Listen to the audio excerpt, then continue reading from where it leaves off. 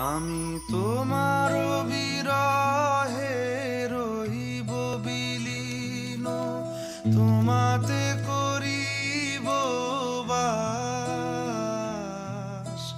দীর্ঘ দিবস দীর্ঘ রজন। হ্যালো গাইজ, আসসালামু আলাইকুম। I am Shahriar Ahmed Emon. Welcome back to my new another blog video. বন্ধুরা, আপনারা এতক্ষণ বুঝতে পারছেন আমি আজকে কি বিষয়ে ভিডিও বানাচ্ছি। সো সবাই মিলে সম্পূর্ণ ভিডিওটি এনজয় করুন। আমরা প্রথমে চলে আসলাম শিলাইদা নদীর ঘাটে। এখান থেকে নৌকা নিয়ে আমাদেরকে নদী পার হয়ে বিশ্বকবি রবীন্দ্রনাথ ঠাকুরের কুঠিবাড়ি ওইখানে যাইতে হবে। এই কারণে নৌকাতে উঠে পড়লাম। আমরা অবশ্য বাসেও যাইতে পারতাম, কিন্তু নৌকাতে গেলে খুবই সুন্দর একটি প্রাকৃতিক দৃশ্য দেখা যায়। এই কারণে নৌকাতে উঠলাম। নৌকাটা ওঠার পর দেখলাম আকাশে অনেক মেঘ এবং গুড়ি গুড়ি বৃষ্টি হচ্ছে। মানে ভালোই লাগতেছিল, তারপর একটু ভয় করতেছিল, কারণ নৌকা পথে বৃষ্টি হলে পরে সমস্যা থাকে। ক্যামেরা দেখে সবাই হাই দিচ্ছে। আর এরা নদীর ভিতর ফুটবল খেলতেছে, ভালোই লাগতেছিল। এখন বন্যার সময়, এখন একটু নদীতে রিস্ক, তারপরেও এরা মানে জীবনের রিস্ক নিয়েও খেলতেছে। আমিও নৌকাওয়ালার সামনে দাঁড়ায় আছি, ভালোই লাগতেছিল। মেঘের পরিবেশটা ভালো, তবে বৃষ্টি হচ্ছিল সারাদিনই, পড়ায় টুকটাক বৃষ্টি। তারপর নৌকাতেই উঠলাম। অবশ্য প্রথমে ভয় করতেছিল, তারপর দেখলাম অনেক লোক আছে, আর নদীর ভিতর যতক্ষণ ফুটবল খেলতেছে তাহলে ভয় করে আর লাভ কি। এই কারণে সব কিছু বাদ দিয়ে নদীতে উঠলাম। নদী পার দেওয়ার জন্যই নৌকাতে উঠলাম।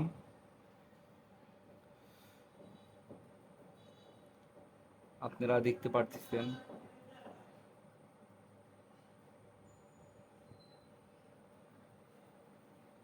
আকাশের পরিবেশটা তেমন ভালো না। হয়তো মোবাইলের ক্যামেরা দিয়ে ভিডিও করা হচ্ছে, এই কারণে আপনারা তেমন বুঝতে পারবেন না। কারণ নদী পথে আমি ক্যামেরাটা অবশ্যই অন করব না। তারপরেও আর অনেক বাতাস হচ্ছিল, ভালো লাগতেছিল। নৌকা টুকটাক বাড়িও খাচ্ছিল। তারপরেও ভয় না পেয়েই এগিয়ে যাচ্ছিলাম। ঘুরে ঘুরে বৃষ্টি হচ্ছিল। আমাদের নদীটা পার হতে বেশি সময় লাগবে না। আমি নৌকাওয়ালাকে জিজ্ঞাসা করলাম আমাদের কত টাইম লাগবে। তিনি বলল ওই সর্বোচ্চ 25 মিনিট। কিন্তু আমরা 20 মিনিটের ভিতরেই কাঁধায় চলে আসলাম। আমাদের নৌকা এখানেই রিসিভ করবে কিছুক্ষণের মধ্যে।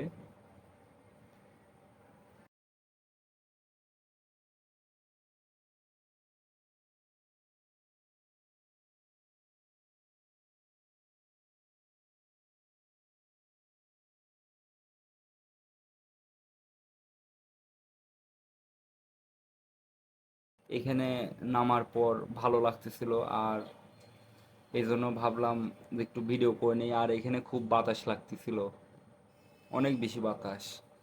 আর ওইখানে সবাই নৌকা ভাড়া দিতে ওইখানে সিরিয়াল লেগে গেছিলো, এই কারণে দেরি করে আমরা ওইখান থেকে নামার পর 10 টাকা দিয়ে চলে আসলাম বিশ্বকবি রবীন্দ্রনাথ ঠাকুরের কুঠিবাড়ির সামনের।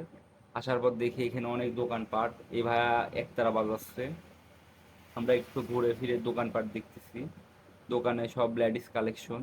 আপনারা যদি আসেন অবশ্যই অনেক কিছু পাবেন। আমার একটি টুপি দেখে ভালো লাগতেছে, টুপিটা একটু টাইল দিয়ে দেখি কেমন লাগে। লাল শার্টের সাথে লাল উম, মানিয়ে গেছে। আপনারা একটু কমেন্ট করে জানাবেন যে আমাকে কেমন লাগতেছে। এখন আয়না দেখতে গিয়ে আয়নার খুঁজেই পাই না। ভালো লাগতেছিল অবশ্যই। তারপর আমি আরেকটা কালার দেখতেছি যে এই কালারটা আমাকে কেমন লাগে। আপনারা কিন্তু অবশ্যই কমেন্ট করবেন যে আমাকে কোনটাতে ভালো লাগতেছিল। আমি একটু একতারা বাজাচ্ছি, আগে কখনো বাজাইনি, কিন্তু একতারা যতক্ষণ বিশ্বকবি রবীন্দ্রনাথ ঠাকুরের কুঠিবাড়ির কাছে এসেছি, আর কবিদের ঐতিহ্য হিসেবে এইগুলা মানে একটু চলেই, এই কারণে একটু বাজালাম। বাজানো শেষ করে এখন ভিতরে ঢুকবো, এই কারণে এখন টিকিট নেব। আর আমরা ছিলাম মোট 6 জন।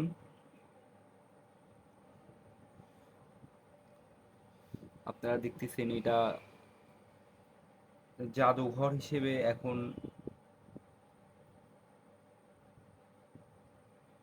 উন্মুক্ত হয়েছে, কিন্তু এখানে টিকিট কেটে ভিতরে ঢুকতে হয়। একজনের টিকিটের দাম 30 টাকা। আমরা মোট 6 জন ছিলাম। টিকিটওয়ালা ভাইয়াকে বললাম যে আমরা স্টুডেন্ট, আমাদের টিকিট কম দেন।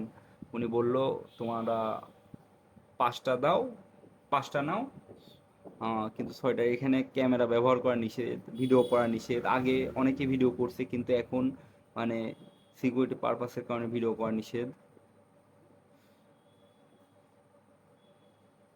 ভিতরে ঢুকে যাচ্ছি, ভালোই লাগতেছিল। এখানে ফুল গাছ হতো। আর আপনারা পাশে যে দুটা ঘর দেখতেছেন, এইটা যখন বিশ্বকবি রবীন্দ্রনাথ ঠাকুর এখানে থাকতেন, তখন ওইটা সিকিউরিটি পারপাসে ব্যবহার করা হতো। এটা রবীন্দ্রনাথ ঠাকুরের কুঠিবাড়ি। আমি ভিতরে ঢুকতেছি। ভিতরে ঢোকার পরেই প্রথমেই রবীন্দ্রনাথ ঠাকুরের দুইটা ছবি। এখানে রবীন্দ্রনাথ ঠাকুরের ব্যবহারকৃত অনেক কিছু আছে, এবং রবীন্দ্রনাথ ঠাকুরের বাল্যকাল থেকে জীবনের শেষ পর্যন্ত সব রকমের ছবি আছে এখানে, এবং তাদের পরিবারের ছবিও আছে। আমি ঘুরে ঘুরে দেখতেছি, কিন্তু এখানে ভিডিও করা নিষেধ, এই কারণে আমি একটু লোকায় লোকায় করতেছি। এখানে রবীন্দ্রনাথের ঠাকুরের কিছু কথা লেখা আছে। আপনারা যদি আসেন খুব ভালো লাগবে। আমরা দুপুরের দিকে আসছিলাম, এই জন্য কম লোক দেখা যাচ্ছে, কিন্তু অনেক লোক থাকে। আর সামনে দুইটা ফুলের বাগান, কিন্তু এখন ফুলের সময় না, এই কারণে এখন আপাতত ফুল নেই। এটা রবীন্দ্রনাথ ঠাকুরের সেই ব্যবহার করা চৌকি, চৌকি তো না, খাট। সেই যখন রবীন্দ্রনাথ ঠাকুর এখানে থাকতো। আর রবীন্দ্রনাথ ঠাকুরের ব্যবহার করা এখানে অনেক জিনিসপাতি আছে। ওটা পালকি। রবীন্দ্রনাথ ঠাকুরের ব্যবহার করা টেবিল রয়েছে, আর এখানে তাদের ছবি, বাল্যকালে তার বাবার ছবি এবং মায়ের ছবিও আছে। এটা ঘাস কাটার মেশিন, এটা কি জানি না।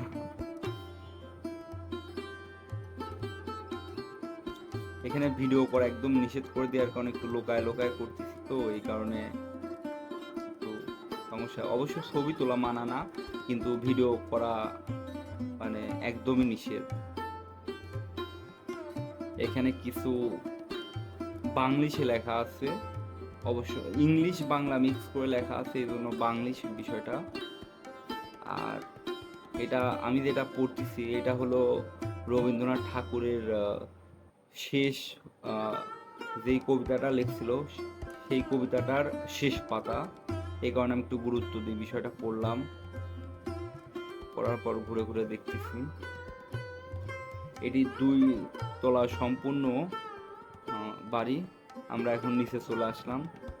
নিচে আসার পর রবীন্দ্রনাথ ঠাকুর যেখানে গোসল করতেন এবং যেই কুয়োর পানি ব্যবহার করতেন, ওই কুয়োর কাছে আপনারা দেখতেছেন রবীন্দ্রনাথ ঠাকুর ব্যবহার করতে এই কুয়োটা। এখন কুয়োটা একদমই অপরিষ্কার, ভিতরে অনেক নোংরা।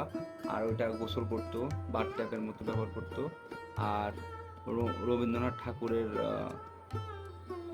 বাড়িতে 2টা পুকুর ছিল। আমরা যাচ্ছি পুকুরের কাঁধায় যাবো এখন।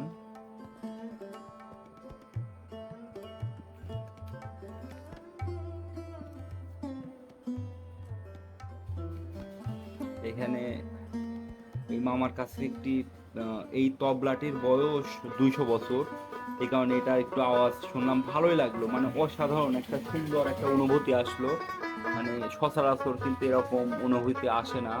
আপনারা যদি শুনেন অবশ্যই ভালো লাগবে। তারপর একটু ঘুরে ঘুরে দেখতেছি পিছনের দিকে কেমন জায়গা। মানে এটা পিছনের সাইড, বৃষ্টি বাদলের কারণে পানি জমছে।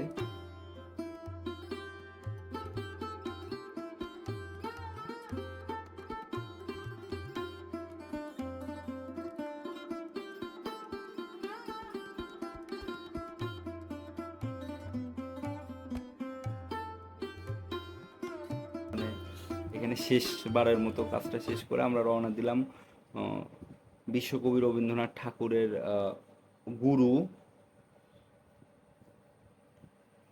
তার ওইখানে এখানে যাওয়ার আগে আমরা একটি নদী পার হওয়া লাগতেছে। এই নদীটা আমরা স্পিড বোটে গেলাম। এখন আমরা চলে আসলাম লালন শাহর মাজারের কাছে। এখানে এমনি মেলা হয়, মেলার সময় এখানে আপনারা দেখবেন ওপেনে গাঁজা খায়। এখানে এখানে এমন একটা জায়গা যে এখানে ওপেনে গাঁজা খায় আর পুলিশ পাহারা দেয়। এজন্য ভাবলাম একটু ঘুরে আসি, কারণ কখনো এখানে আসি নাই। আর এমনিতেই এইসব জায়গা আমার পছন্দ না, তারপরও আসলাম যে মাজারটা ঘুরেই যাই। আসার পর লালন শাহর ছবি দেওয়া আছে, এখানে ওদের কবর দেওয়া আছে। আর লালন ভক্ত এখানে অনেক বেশি আছে। আপনারা দেখতেছেন এখানে লালন ভক্তরা আছে, লালনের এখানে ছবি আছে। এখানে অডিরিয়াম, অনেক লোকই আসে, কিন্তু আমরা দুপুরবেলা ছিলাম এই কারণে লোকজন কম। অবশ্য বিকাল হলে অনেক বেশি লোক, আপনারা আসতে পারেন, ভালোই লাগবে। যার যার পছন্দ যেমন। ওটা একাডেমি ভবন। এখানে লালন ভক্ত যখন মেলা হয় তখন এখানে এসে থাকে। ভালোই এই জায়গাটা করা হয়েছে, যারা লালন ভক্ত আছে তাদেরকে এখানে রাখা হয়।